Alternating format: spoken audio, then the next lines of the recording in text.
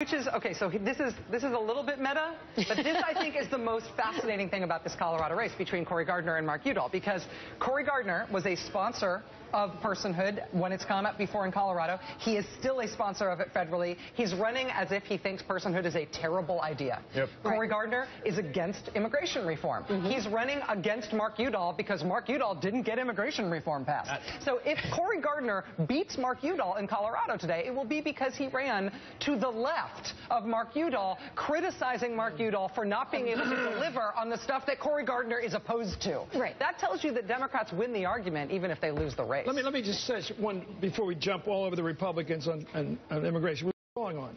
But this president has not been politically deft on immigration. He wants the issue. I'm not sure he wants the damn bill, because he sells it as he is for amnesty. That Senate bill is damn tough. It's got teeth in it. Why do you think it got a dozen Republican votes? It has real tough things on on E-Verify. It really has to work. You have to be legally here to work here. In 4 years, you have to have a photo ID. It's no more BS hiring cheap labor. You're hopping across the border. It's really tough. And yet he never says that because he wants to appeal to your community. He doesn't want to sell it.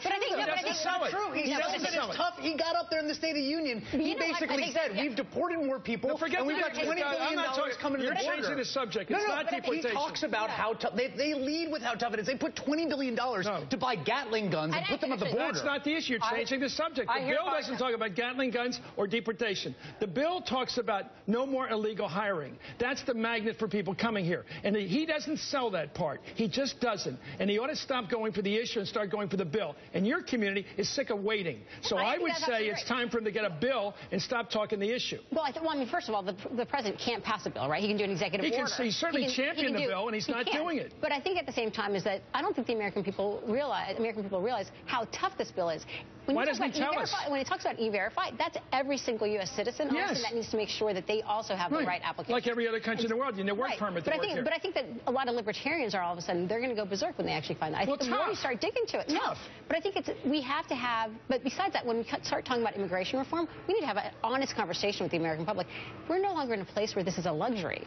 We actually need the workforce. That's the point. I know, I agree. Well, let's look. Look, there has to be controls on immigration. And if you don't think so, you're never going to get a bill anyway. But, Chris, that's my point. We've got to come with something of substance. I mean, we're dealing with the era of Michael Brown and Ferguson and all that. People are going to the polls because they're angry and impassioned, and the Democratic can't run away from the base that brought them competitive tonight. If they do, it's going to be a problem.